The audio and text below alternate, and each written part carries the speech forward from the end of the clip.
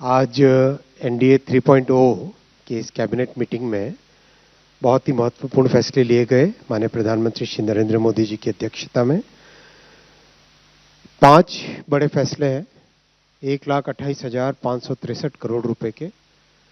इन सब के बारे में एक एक करके बताऊंगा आपको। भारत मैरीटाइम इंश्योरेंस पूल जो शिपिंग सेक्टर के लिए है, हमारे जितने भी सेंट्रल गवर्नमेंट के कर्मचारी साथी हैं उनके लिए डीए और डीआर बढ़ाया गया है। डीआर पेंशनर्स के लिए, डीए एम्प्लॉयज के लिए। प्रधानमंत्री ग्राम सड़क योजना को 3 साल के लिए, योजना 3 इसको आगे एक्सटेंशन किया गया है। फिर 2 रेलवे के प्रोजेक्ट्स हैं, गाजियाबाद से Sitapur 3rd and 4th line और राजमंड्री से Visakhapatnam 3rd and 4th line. सबसे पहले हमारा मैरीटाइम इंश्योरेंस, ये हम सब जानते हैं कि जो आज की जियोपॉलिटिकल सिचुएशन है उससे समझ में आया कि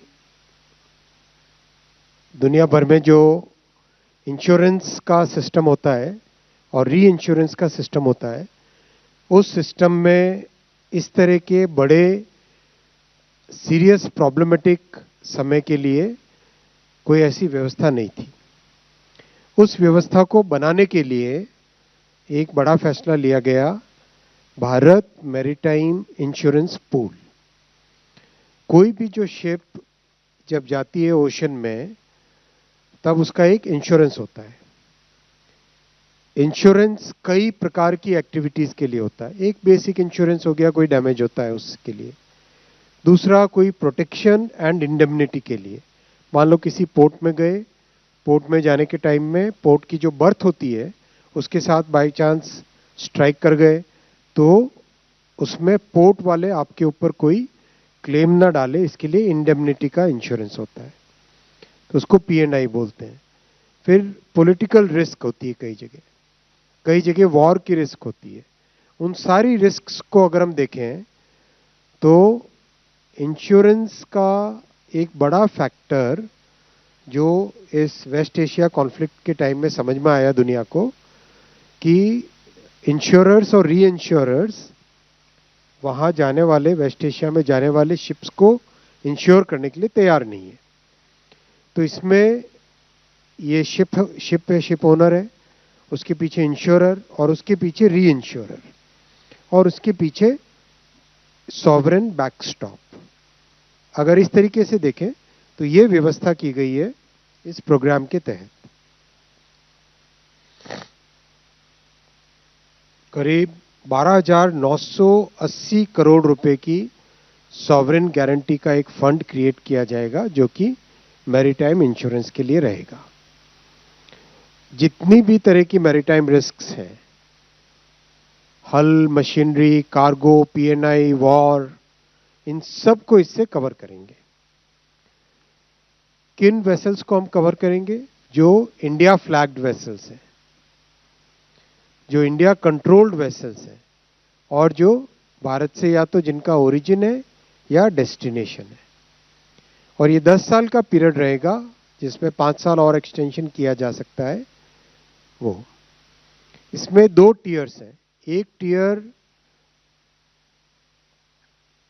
जो शिप ओनर्स हैं और दूसरे जो ऑयल मार्केटिंग कंपनीज हैं, OMCs हैं, वो लोग एक म्यूचुअल रिस्क इंश्योरेंस का एक फंड वो लोग कंट्रीब्यूट करेंगे और उसके पीछे GIC और भारत सरकार, वो दोनों GIC री इंश्योरेंस, वो दोनों मिलके उसको बैकस्टॉप करेंगे, उसके कंप्लीट री इंश्योरेंस को और ज्यादा उसमें मजबूत करेंगे। बहुत बड़ा इसका लाभ होगा। सबसे बड़ी बात जो हमारी डिपेंडेंसी फॉरेन इंश्योरर्स पे है वो इससे कम हो जाएगी। और जिस तरह से भारत की GDP बढ़ रही है, भारत आगे आर्थिक दृष्टि से एक मजबूत ताकत की तरह उभर रहा है, तो हमारी मैरीटाइम ट्रेड बहुत बढ़ने वाली आने वाले समय में। उस हिसाब से भारत की तरफ से भी एक री इंश्योरेंस की सुविधा, एक री इंश्योरेंस की फैसिलिटी जरूरत थी। अभी री इंश्योरेंस प्रैक्टिकली एक लंदन में और दूसरी स्विस में, स्विट्जरलैंड में। ये 2 जगह पे सारा उनका फोकस है। वहां से बाहर निकल के भारत एक उसमें जुड़ेगा।